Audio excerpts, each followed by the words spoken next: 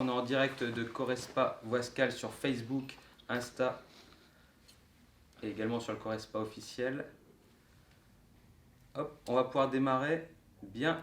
Bonjour à tous, donc je me présente, je m'appelle Sébastien, je suis coach sportif à Corespa. Aujourd'hui donc live exceptionnel en compagnie je suis avec Geoffrey Vangi qui est médecin du sport. Petit live justement pour pouvoir faire un point avec vous sur la crise sanitaire du moment et le rapport entre le sport et le système immunitaire qui peut être engagé pendant ce genre de crise. Je vais laisser la parole à Geoffrey justement qui va pouvoir se présenter. Hop, je tourne justement vers lui, la C'est caméra. bon. C'est tout bon. Bonjour à tous. Effectivement, comme le disait Seb, je m'appelle Geoffrey Vangi, je suis médecin du sport. Je travaille aussi sur la métropole lilloise, sur Marc-en-Barœul, spécialiste en médecine du sport. Si je dois décliner un petit peu mon CV, j'ai bossé avec le club du Lille Métropole Rugby sur les 5 dernières années du club. Je travaille surtout avec l'équipe de France de basket des moins de 20 depuis 2013. L'équipe de France de hockey sur glace aussi entre 2014 et 2016. Donc vraiment pas mal de choses au niveau du sport de haut niveau, mais aussi bien sûr beaucoup de sport amateur au quotidien dans le cabinet. Très bien. Donc aujourd'hui, Geoffrey, moi, je veux que tu interviennes avec nous sur ce live. Moi, ça fait donc à peu près un mois et demi où on est confiné chez nous en France. Et j'ai beaucoup de retours d'adhérents qui s'inquiètent par rapport au niveau de leur santé, par rapport avec le virus du corona qui tourne en ce moment. Beaucoup de gens ont vraiment fait ce focus sur ce virus. Et je voulais essayer de voir avec toi justement l'intérêt de continuer le sport, alors actuellement en période de confinement, mais aussi là, dans les semaines à venir, voire les jours selon les activités, il va y avoir un déconfinement, l'importance encore de faire du sport pour son système immunitaire. Alors déjà, c'est vrai que c'est une crise qui est un petit peu sans précédent, en tout cas qu'on n'a pas connue nous sur nos générations. Donc tout le monde s'adapte dans notre civilisation moderne. C'est un petit peu difficile pour tout le monde. Aujourd'hui, il y a beaucoup aussi de choses et d'informations qui circulent parce que justement, on n'a pas le recul nécessaire pour interpréter toutes les informations, que ce soit sur la partie scientifique ou sur la partie vraiment monsieur et madame tout le monde, et les expériences du quotidien, parce que le virus a des manières de se présenter vraiment complètement différentes. Je pense qu'il y a des choses, déjà si vous avez des questions, vous pouvez les poser en live, on se fera un plaisir Oui, n'hésitez pas. Hein. d'y répondre. Mais forcément par rapport au système immunitaire et le rapport au système immunitaire, on sait de manière générale que le sport est plutôt bénéfique par rapport au système immunitaire. Le fait de faire une activité plutôt régulière. Donc, à un moment, dans les années 90-2000, on pensait que le sport de haut niveau impactait le système immunitaire, mais de manière négative. Aujourd'hui, ces choses-là sont remises en question. Mais on sait que de toute façon, une activité physique va optimiser, améliorer le système immunitaire. La grosse variante et la grosse difficulté aujourd'hui par rapport au coronavirus, c'est que faire du sport quand on est en période active d'un virus, c'est quelque chose qui est déconseillé. Donc période active, on ne parle pas forcément des porteurs sains, mais on va parler des gens qui ont de la fièvre surtout. À partir du moment où vous avez de la fièvre et de la température, la règle c'est plutôt à ce moment-là qu'on fait repos et qu'on reste à la maison. Pour sa santé à soi, mais aussi pour protéger les autres. Pourquoi ? Parce qu'en fait, ces infections virales, quand on fait du sport, on va augmenter le flux sanguin à travers le corps, on va augmenter du coup la charge virale et en disséminer un petit peu partout potentiellement. Et notamment certains types de bactéries peuvent avoir une affinité un peu plus grande pour le muscle du corps et créer ce qu'on appelle des endocardites. Donc c'est vraiment la chose qu'on évite le plus possible. C'est pas le virus en lui-même, mais c'est plutôt les conséquences du virus quand on fait du sport. Mais en pratique, il vaut mieux conserver, surtout si vous êtes confiné. Pour le reste, pour l'optimisation, pour la partie musculaire, il vaut mieux garder une activité physique régulière. C'est ça la partie optimale. Là, je voulais te dire, moi, par rapport en tant que coach sportif, je suis amené à beaucoup essayer d'améliorer mes connaissances par rapport à ça. Et je suis complètement d'accord avec ce que tu dis par rapport au bienfait du sport pour booster le système immunitaire. Pour ceux qui nous regardent, hein, encore une fois, le système immunitaire, parce que on a tous des niveaux de connaissances différents, ça reste vraiment la façon qu'a votre corps de se défendre par rapport, comme là, à un virus, à une infection, à une maladie. Plus ce système va être en bonne santé, va être performant, mieux votre corps répondra à ce genre d'attaque. Euh, Moi, justement, le sport, encore une fois, nous, on a essayé par rapport au confinement de proposer des lives, des entraînements à la maison pour que les personnes puissent garder également un flux. Parce que là, tu dis si je me trompe par rapport à ça, mais les personnes qui ont tendance justement à arrêter toute activité vont avoir tendance à fondre musculairement, à diminuer donc ce système immunitaire par un manque d'activité physique. Ils peuvent être amenés à ce moment-là à avoir plus facilement d'attaques de type, alors pas forcément sur le code vide à ce moment-là, hein, mais être plus sensible à ce genre de virus Ben, lorsque ça peut apparaître à ce moment-là. Encore une fois, on ne sait pas. Aujourd'hui, on n'a pas suffisamment de recul pour répondre à cette question de manière très claire.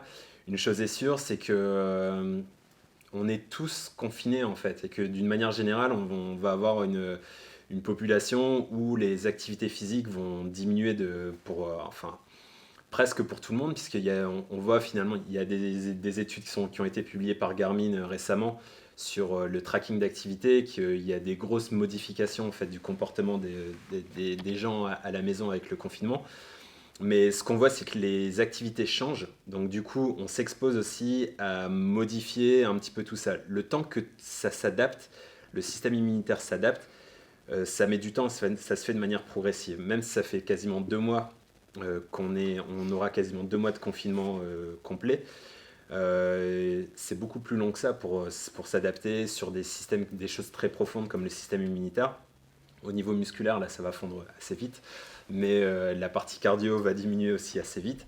Mais ça, c'est des choses aussi qu'on peut récupérer, qu'on peut reprendre assez facilement. Mais le système immunitaire, il ne sera pas forcément impacté directement par ce confinement. En tout cas, je ne pense pas. Bah, c'est ce que j'essaie toujours d'expliquer à mes adhérents que j'ai à l'entraînement, c'est que l'échelle est toujours plus rapide à descendre finalement qu'à Ouais. monter. Et c'est vrai que là, tu as parlé que la fonte musculaire, pour ceux qui n'ont rien fait vraiment là depuis ces un mois et demi, a dû certainement déjà être bien engagée. Alors qu'en effet, hein, là-dessus, faut être très clair que pour progresser, que ce soit en système immunitaire, mais également pour développer ce système musculaire, cardiovasculaire, ça met du temps. Et là, justement, sur les changements d'habitude, on a pu voir hein, l'explosion des gens qui se sont mis à faire du footing 1 heure par jour, ceux qui se sont mis à vouloir faire tous les cours collectifs à la maison. Faites attention aussi à ce genre de comportement qui peut être aussi déstabilisant pour votre organisme. Enfin, je pense que ça peut être, à contrario, aussi trop l'excès peut aussi nuire à ce moment-là. Alors, je regarde par rapport à deux trois questions, j'ai commencé à voir justement. J'ai Rachel, je crois. J'ai vu, oui. Mais alors, combien de temps par jour? 1 heure tous les jours? Alors, là-dessus, moi, je propose hein, sur la première, moi, sur ma partie coach. Encore une fois, c'est pas forcément une question de quantité, c'est aussi d'être dans la bonne intensité. C'est pas utile de se dire qu'il faut en faire 3 ou 4 heures par jour tous les jours, mais vaut mieux peut-être se dire déjà dans un premier temps, surtout si on est débutant, se donner 2 à 3 fois semaine sur des intensités modérées pour vraiment habituer le corps à d'abord s'entraîner et ensuite, si on en a l'envie et le temps, surtout en cas de confinement, de pouvoir en mettre un peu plus. Toi là-dessus, qu'est-ce que tu peux ajouter? Pour compléter ce que tu viens de dire, je dirais il y a un point qui est hyper important que tu as dit, mais à préciser peut-être, c'est de savoir de où on part. 1 heure par jour, ça ne veut pas dire grand-chose en fait. Ça veut dire tu peux faire 1 heure à faire des activités du HIIT à haute intensité. Tu peux faire 1 heure à faire du vélo, à une activité très modérée.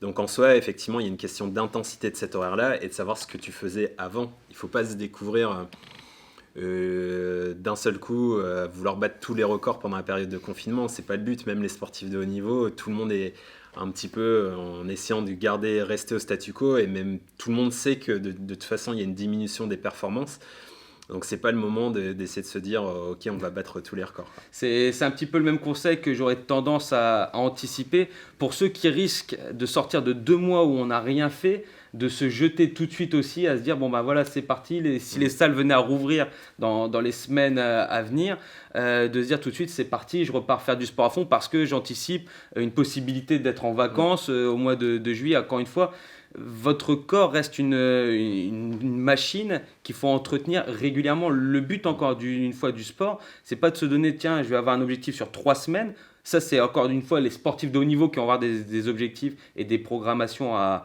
très court terme. Dans un but de sport santé, pensez bien que le sport est vraiment une habitude à avoir tout le long de sa vie. Et c'est pas forcément à ce moment-là de se donner 3 heures tous les jours, mais d'être régulier d'un point de vue global. Et je pense que c'est important aussi de penser à qu'est-ce que vous ferez après le confinement, qu'est-ce que vous serez capable de faire. Parce que c'est de la même manière, ça peut être intéressant sur une période de bosser 2-3 heures par jour, mais est-ce que vous serez capable de les tenir? Ouais, ça c'est important aussi avec la reprise de l'activité à ce moment-là. Donc ça, bon, on a pu voir ensemble que l'intérêt du sport par rapport au système immunitaire, donc ça va rester quand même quelque chose d'important. Je t'ai envoyé justement avant que tu puisses intervenir aujourd'hui. Nous, à Correspa, on a voulu mettre en place justement des mesures sanitaires en cas de réouverture de nos structures. Nous, encore une fois, pour donner, pour ceux qui ne connaissent pas nos structures, on est des salles de sport spécialisées en suivi personnalisé. Donc, on est des salles à taille humaine, moins de 200 mètres carrés, où justement notre population est amenée à être en moyenne entre 5 à 7 personnes à l'heure. Mais on a quand même voulu vraiment mettre en place, augmenter la notion de mesures sanitaires pour protéger nos adhérents. Justement, donc, on ne va pas toutes les énumérer, vous les trouverez sur nos sites internet ou également sur les liens qu'on a mis sur nos réseaux sociaux. Mais toi, justement, par rapport à ce que tu as vu, donc le fait de port de masque, les gels hydroalcooliques, la distanciation, on va séparer quelques machines. Toi, qu'est-ce que tu en as pensé par rapport à ces mesures ? Bah, je pense que c'est important. Alors, il y a important encore une fois parce que pour protéger les adhérents aussi, pour protéger les coachs, pour pas que vous soyez infectés parce que c'est pareil, vous allez croiser pas mal de gens. Il y a beaucoup par l'intermédiaire de l'air, la respiration, etc. Donc potentiellement des risques qui peuvent être liés dans les salles de sport quand on est à l'intérieur par rapport à des activités d'extérieur. Et c'est pour ça que je pense qu'il faut faire attention à prendre un maximum de mesures de protection. La partie distanciation, j'ai vu qu'il y avait aussi des marquages que vous envisagez. Tout ça, ça va être intéressant, mais je pense qu'il y a la plupart du temps, les gens vont aussi par eux-mêmes réaliser ces gestes barrières, ces gestes de protection, et pour pouvoir se protéger aussi un petit peu par rapport à tout ça. Donc je pense que c'est important de les mettre dans un environnement où ils puissent le faire en tout cas.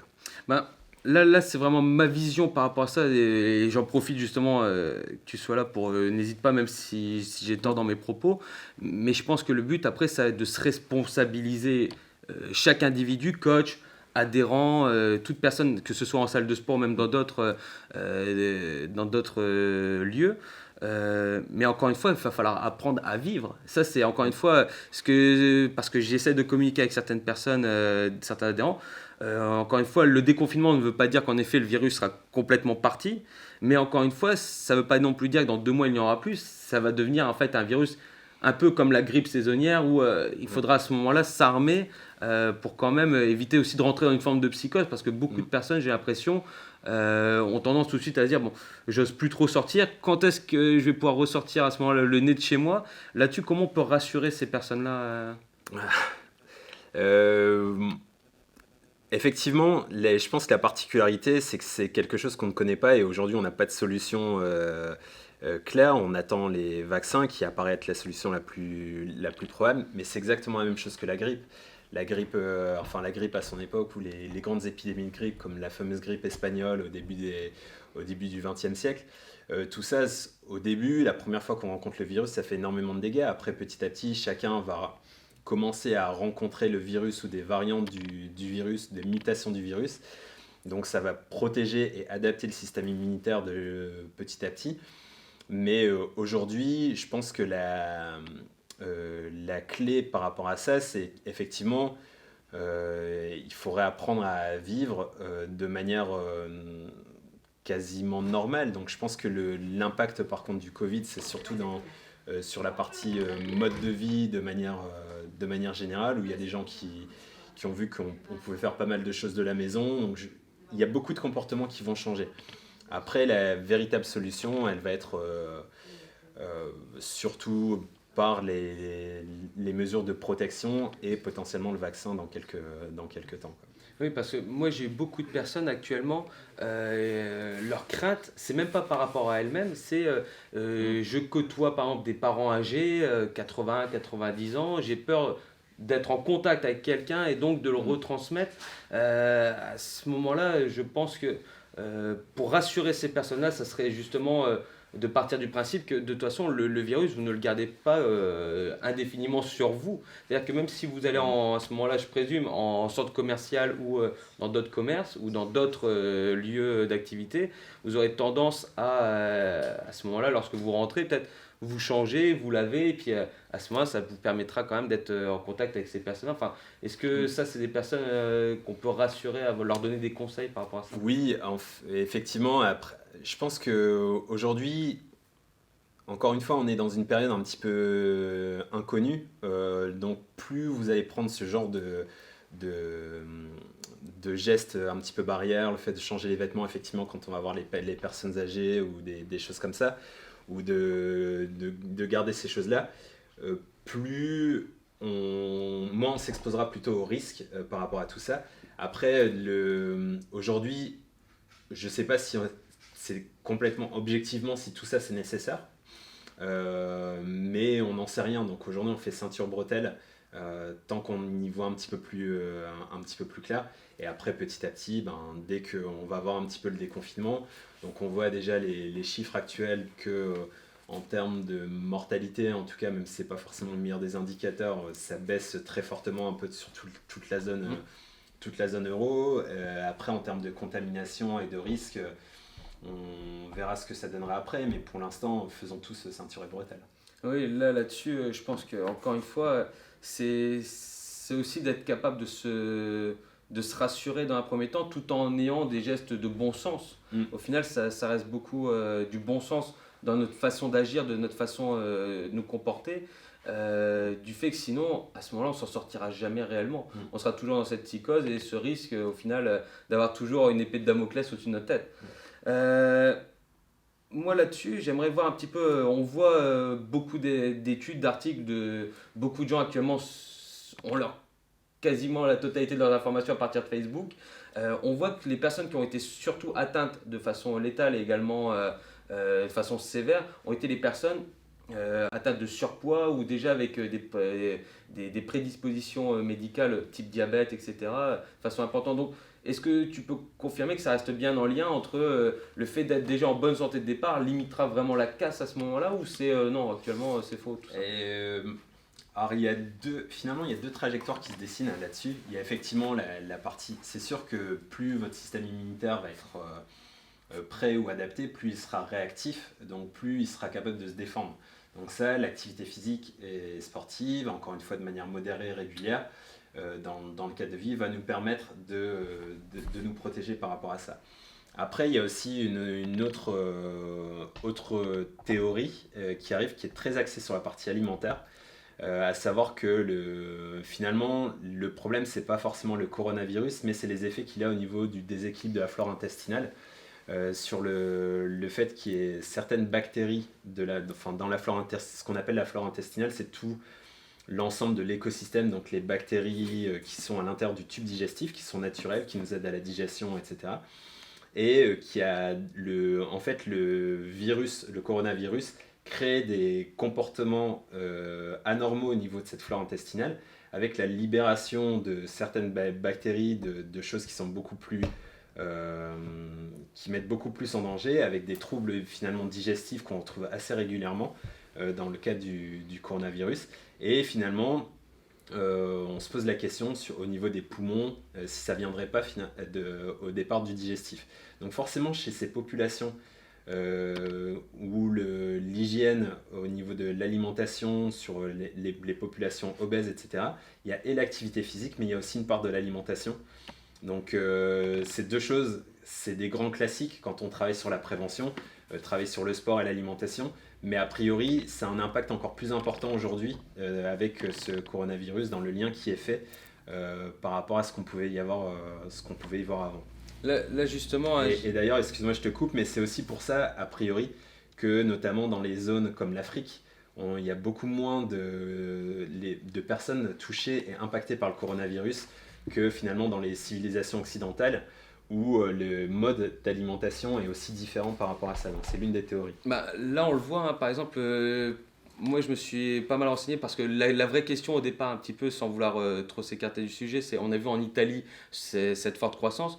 On a mis en évidence que l'effet atmosphérique, la pollution, surtout on le sait en Italie, justement du côté de Milan et Venise en particulier, donc tout ce qui est pollution atmosphérique, les personnes qui étaient déjà atteintes de problèmes respiratoires ont plus vite été touchées. Or, on peut voir que l'activité sportive peut aider justement à lutter contre l'asthme, contre les BPCO, etc., enfin tout ce qui est maladie pulmonaire.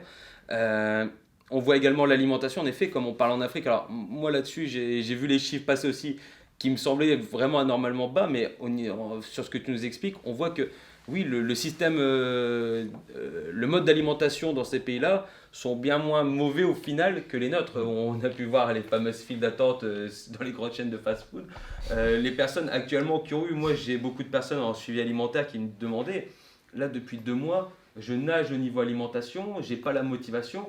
Est-ce que ça peut être aussi un moyen de les motiver, de leur dire prenez-vous en main sur votre hygiène de vie, que ce soit sportive mais également alimentaire, parce que au final l'un et l'autre sont complémentaires. Exactement, et dans tout ce qu'on voit, toutes les études qui croissent ces dernières années, on en parle de plus en plus. Il y a même je pense qu'il y a un bouquin qui s'appelle le système digestif, le deuxième cerveau, Oui, donc, qui parle beaucoup de cette partie-là avec le microbiote. C'est des choses qui reviennent beaucoup, et beaucoup de théories autour de ça. Aujourd'hui, la difficulté, c'est de l'objectiver, d'identifier un petit peu tout cet écosystème au niveau du digestif. Mais c'est sûr qu'une alimentation équilibrée, c'est le deuxième pilier avec l'activité physique sur a priori pas mal de choses. Je regarde un petit peu au niveau des questions, n'hésitez pas. Alors je vois, chez nous, code vide tous les deux, j'ai maintenu le sport même si c'était très dur. Donc faites attention, hein. Comme ça a été expliqué, si vous êtes en période justement en plein dans l'infection à ce moment-là, attention à pas trop forcer sur le sport, au contraire. Par contre, une fois que vous avez les voyants en vert, il faut bien y retourner. Marie-France, quel type de masque? Car les masques alternatifs sont assez difficiles à supporter sur un temps assez long. Alors, justement, je rebondis là-dessus parce que Marie-France, c'est intéressant. J'ai lu pas plus tard qu'hier, justement, des personnes qui gardaient le masque trop longtemps et pouvaient souffrir d'hypoxie ou d'autres. Là, comme j'ai l'impression de Marie-France sur ce qu'elle nous expliquait, par rapport à des questions de supporter le masque. C'est pas évident, donc ça fait partie des choses pour lesquelles, pour les collégiens, les maternelles, etc., on a dit qu'on pouvait pas mettre les masques sur les enfants en primaire parce qu'on sait que ça va être difficilement supporté. Au collège, ça va être probablement difficile aussi, mais c'est surtout, c'est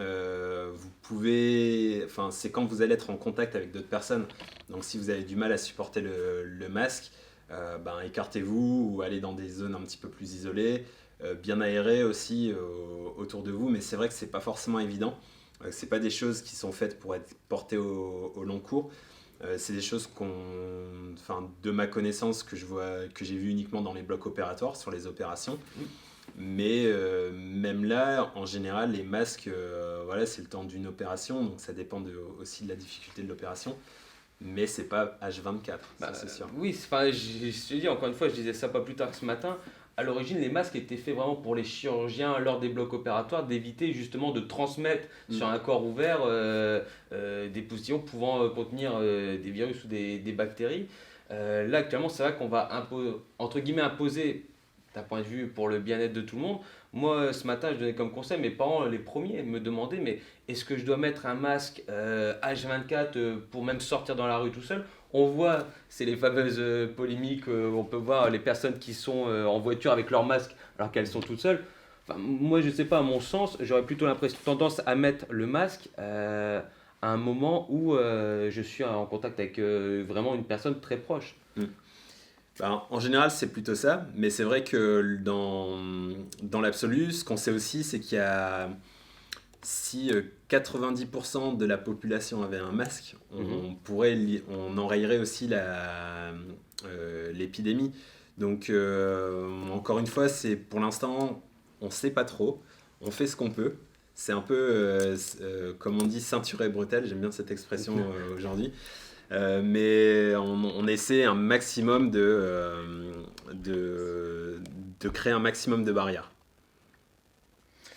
Ben, écoute, est-ce que tu aurais des conseils encore à donner pour rassurer les pratiquants de fitness sur la plus-value au niveau de faire du sport malgré le virus Alors tu veux dire malgré l'épidémie du virus Voilà, ou malgré le fait d'être porteur du virus? Alors, ben, à ce moment, sur les deux cas, Ouais. ça, sur les deux cas, à ce moment-là. Bah, si vous êtes porteur du virus ou d'une infection de manière générale au niveau respiratoire, surtout évitez de faire du sport quand vous avez de la température. C'est la règle de base, ça fait partie des règles au niveau de la partie cardio, quand vous avez de la fièvre plutôt que de la température. Et pendant la période d'épidémie, ben, il faut surtout continuer à faire une activité physique et sportive. De toute façon, ça vous protégera quelle que soit la problématique. Et ça évitera pour le long cours, ça vous permettra sur le long cours de conserver un état physique nécessaire à la protection, en fait, sur la partie prévention. D'accord. Ben, là, écoute, j'ai eu des petits soucis au niveau connexion, mais là, je vois ça revient. Est-ce que vous avez des questions? N'hésitez pas. Alors, on est en même temps sur on est sur deux Instagram, et également sur Facebook. Encore quelques minutes si vous avez des questions, n'hésitez pas sur Insta également. Moi, la question que j'avais, une question que j'avais, alors j'en profite, tant que tu es là pour moi. T'as ta carte vitale? Ça normalement, elle est prête pour après. Justement, le fait d'être alors en contact avec vraiment différentes personnes, etc. Ouais. Alors moi, on est en train de voir justement pour des protections en tant que coach sportif, également avec les adhérents. Au niveau du nettoyage de la salle, alors nous on a prévu déjà quotidiennement de faire des nettoyages surtout sur des points stratégiques, comme les machines seront faites avant l'utilisation et après par les adhérents, mais le soir les coachs remettront aussi un coup au niveau de la salle. Est-ce que le fait de vivre dans une atmosphère avec nous on a des clubs aussi climatisés, est-ce que le fait d'avoir une climatisation dans le club peut être nocif ou au contraire peut être bénéfique Bah, en fait, j'avais entendu une étude par rapport à ça, c'est que ça dépend du type de climatisation et le fait que ça tourne avec un circuit fermé ou avec un circuit qui puise l'air vers l'extérieur. Mhm. Si le circuit est fermé, mais a priori, c'est pas dans les climatisations que vous avez ici dans les clubs, c'est plutôt la climatisation dans la voiture, par exemple, où Ouais. on bloque et qu'on est en circuit fermé, là, il y a beaucoup plus de risques de contamination. Mais les systèmes qui ont un système d'extraction et qui va vers l'extérieur, Mhm. en fait, il n'y a pas de véritable risque particulier par rapport à ça, quoi. Donc nous En ça tout peut cas, même très, être très bien. ça peut être bien parce Ça que pourrait même être a priori, mais encore une fois, le temps de faire des études par rapport à ça sur tous les virus, on sait de manière générale par rapport à la filtration de l'air, parce que je pense que c'est pareil, dans les climatisations comme ça, dans les zones professionnelles, les clims sont entretenus, donc les filtres sont entretenus aussi, donc en général c'est plutôt un avantage, on va dire, qu'un inconvénient. Et justement, là-dessus, par rapport à l'air ambiant, moi, c'est également aussi dans tout ce qui est complémentation alimentaire. Moi, étant à certains adhérents, prendre tout ce qui est complémentation, Mm. alors que ce soit protéiné, mais également en vitamines, comme la vitamine C. Est-ce que ça a un impact positif à ce moment-là? Ça reste aussi quelque chose de bénéfique Par rapport à par quoi? rapport justement au virus actuellement et au coronavirus? Après, c'est un tout, hein, il faut vraiment imaginer ça comme un grand plat, un grand récipient dans lequel vous mettez la prévention. C'est pas que les vitamines qui vont remplir Oui. ce grand récipient, ça va être de l'activité physique, ça va être votre alimentation globale, la partie macro-alimentation, ça va être les compléments alimentaires potentiellement, mais les compléments alimentaires, il faut aussi les ajuster en fonction des carences, des déficits. Tout ce que vous allez faire va créer votre socle de prévention. Donc c'est toujours difficile de tout centrer sur un point précis parce que c'est le tout Mm. qui va créer l'ensemble Ça prévention. reste l'ensemble de l'hygiène et de la vie Exactement. qu'on mène qui Et fait que bah, voilà, c'est petit à petit, donc sur votre grand récipient, vous devez atteindre un certain niveau de pourcentage. Ben, plus vous y ajoutez des petites choses, plus vous allez être sur cette limite, voire au-dessus. D'accord. Je regarde parce que je vois, alors sur Facebook, je pensais aussi sur une reprise du sport en salle et surtout pour respirer correctement avec les masques alternatifs pour ma part. Je le mets dans les commerces et quand je vais voir mes parents. Je pense que ça reste une pratique qui reste cohérente. Oui, tout à fait. Là, Et je pense que pour faire une activité physique et sportive, euh, il y a des masques qui existent aujourd'hui, mais qui sont faits pour faire de l'hypoxie. ouais, Pour, ça, je les avais vus, les fameux masques. qui sont utilisés, qu'on utilise aussi chez les sportifs de haut niveau pour simuler un L'altitude. manque d'oxygène et simuler de l'altitude. C'est quand même pas super agréable. Après, le fait d'avoir un masque devant la bouche, on le fait aussi quand on fait des épreuves d'effort pour mesurer. C'est quelque chose qui est très très difficilement acceptable quand on monte un petit peu en cardio. Ça sera à voir, à tester, mais je pense que là, pour le coup, ça va être compliqué à faire tenir. Bah, nous, c'est pour ça, après, encore une fois, sur ce que j'ai entendu par rapport au ministère des Sports et puis actuellement sur la tendance, le but serait que les pratiquants ne portent pas de masque. Mais nous, pour contrer par rapport à ça, en effet, c'est la distanciation sociale. On a séparé et coupé des machines pour permettre justement la personne qui veut courir et se défouler sur un tapis ne soit pas tout de suite au contact 20-30 cm de l'autre d'une autre personne qui fait le même effort. Ouais, c'est exactement ça. C'est plutôt dans cette idée-là. C'est pour ça que on a revu aussi les distances par rapport au running, etc. Parce que forcément, le fait d'hyperventiler, d'avoir plus de ventilation, On dégage beaucoup plus. on va dégager plus enfin relâcher plus d'air et potentiellement plus de virus si on est infecté. Encore une fois, il y a beaucoup de si dans tout ça. C'est beaucoup de conditions qui doivent être réunies pour être infecté.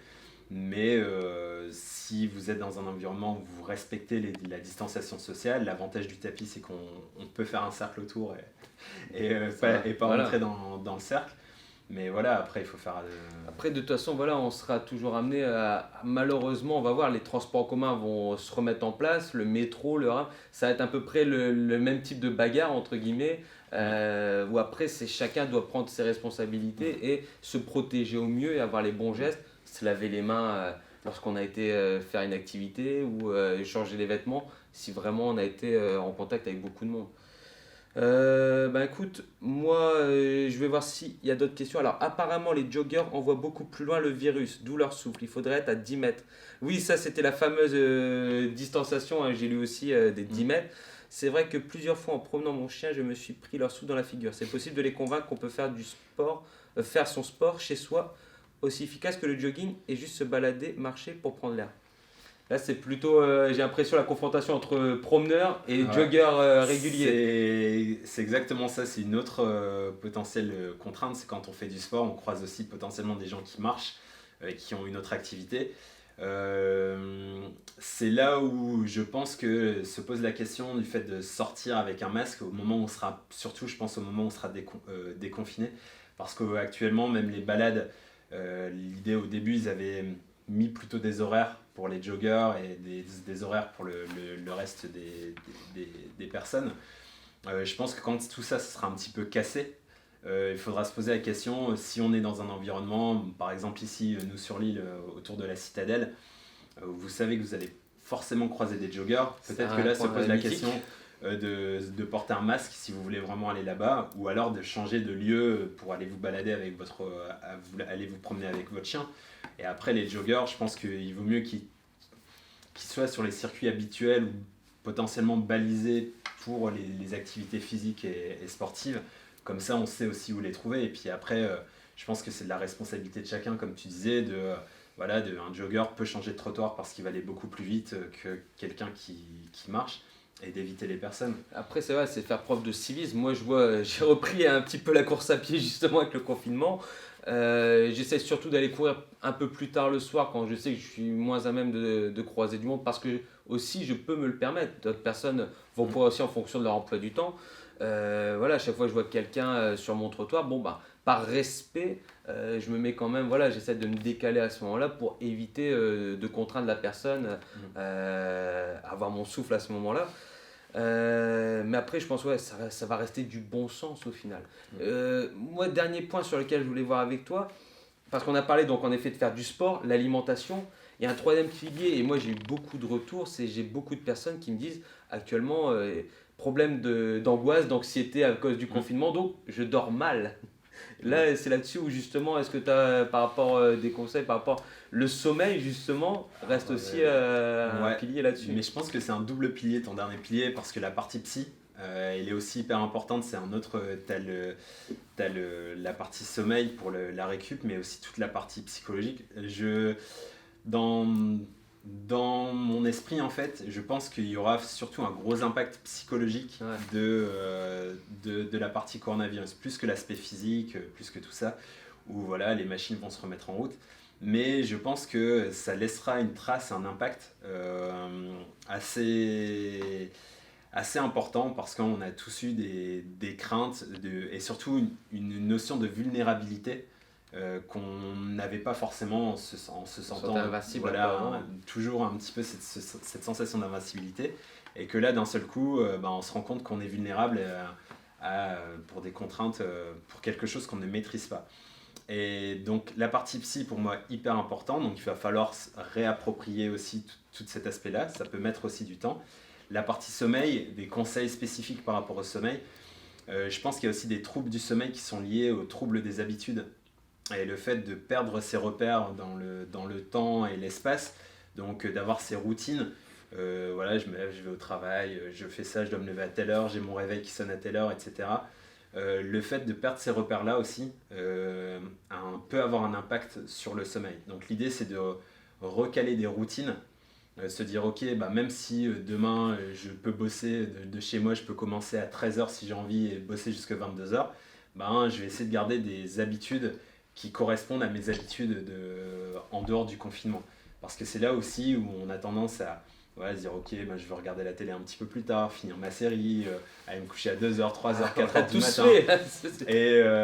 Et ça, pour le sommeil, c'est vraiment une question de routine et d'habitude. Moi, je le vois, c'est ce que j'ai essayé de conseiller un maximum par rapport aux adhérents qu'on suit. C'est en effet la première semaine, je pense qu'on a été un petit peu comme tout le monde, pris par waouh, changement d'habitude. Tiens, ce matin, je suis pas obligé de me lever à telle heure parce que je vais pas me taper les bouchons. Je vais essayer de pouvoir prendre un peu plus de temps, mais au final, on voit très vite qu'un corps peut se désordonner et donc changement d'habitude alimentaire. On se dit bon, c'est juste aujourd'hui. Au final, on voit qu'on grappille et c'est comme ça que l'échelle va toujours plus vite à descendre. Nous, ce qu'on a mis en place, c'est vraiment une forme de routine sportive où on a mis un agenda avec le lundi l'entraînement de la semaine, mardi tel type de séance, un petit challenge le mercredi, ce qui permet vraiment à tout le monde de pouvoir piocher et de trouver un rythme à mettre en place personnel. Parce qu'en effet, là, on voit que c'est vraiment important de garder des routines. Moi, je vois, malgré que j'ai quand même explosé mon temps sur Netflix ce mois-ci, j'essaye de faire en sorte de pouvoir quand même aller dormir le soir avant minuit, de me réveiller quand même à 8h30 du matin, de déjeuner, d'avoir mes 3 repas à peu près équilibrés, de garder mes activités sportives. Sinon, en effet, on risque un dérèglement et ça risque d'être un nouveau choc, la reprise, justement, de devoir reprendre ce genre d'habitude et ça peut être amené à d'autres problèmes à ce moment-là. Mais c'est vrai que je suis assez d'accord sur le côté psy, parce qu'on le voit même dans les distanciations, beaucoup de personnes, ça va laisser un impact, je pense, sur est-ce que je peux m'approcher, est-ce que tiens, telle activité qui me prenait à cœur le week-end d'aller me promener dans tel parc. Et beaucoup de personnes vont avoir, à mon avis, ce type de changement au niveau psychologique. Mais encore une fois, essayez vraiment de peser le pour et le contre et ne rentrez pas dans un état anxiogène inutilement, j'ai envie de dire. Enfin, moi, c'est plutôt le message que j'aimerais faire passer parce que beaucoup de personnes sont en train au final, d'augmenter leur niveau de stress qui va être au final une baisse du système immunitaire. On le sait quand on stresse de trop. Mais il va y avoir un deuxième choc effectivement au moment où on reprendra la vie normale. Parce que c'est pour ça que ça va se faire de manière très progressive. Progressive, le gouvernement. Mais on va devoir se réadapter, je pense, dans l'autre sens pour reprendre les habitudes. Parce que le temps d'adaptation sur des habitudes, c'est en général 3-4 semaines. Donc sur les bases de psycho, sur le comportement, c'est ça. Donc là, on a 2 mois, donc forcément, on a pris les habitudes de l'autre côté. Et après, voilà. C'est de se remettre en route progressivement. Voilà, mais il faut se dire aussi que ça ne va pas être on-off et que la machine ne va pas reprendre du jour au lendemain et c'est parti comme avant. Il y aura une période d'adaptation dont il faut avoir conscience. Et après, encore une fois, je pense que ça sera là le rôle des professionnels de la santé pour être là, pour bien orienter, conseiller les personnes, que ce soit médecins, coachs sportifs, pour ceux qui sont suivis par des diététiciens également par rapport à leur alimentation. Je pense que là, n'hésitez pas encore une fois à vraiment être bien conseillé pour vous remettre dans le droit chemin à ce moment-là. Bien, ben, moi je vois au niveau des questions, moi j'en ai fait le tour. Je vois qu'il y a Sophie qui dit un coucou, donc je te fais coucou aussi Sophie. Bah, de toute façon, n'hésitez pas, hein, on a eu des petits soucis au niveau réseau, on remettra la vidéo complète là-dessus. Si vous avez même des questions, n'hésitez pas à les poser en message privé. Bah, moi écoute Geoffrey, je te remercie beaucoup pour ces explications. Là je vois, j'ai pas mal d'adhérents qui nous ont remercié par rapport à ça. Je te souhaite une bonne continuation pour cette fin de confinement. Écoute, Cet après-midi, tu as prévu de t'entraîner, j'espère. Oui, bien sûr. Bon, bah, merci à toi et puis je vous souhaite une bonne journée à tous. Merci encore pour votre participation. Au revoir.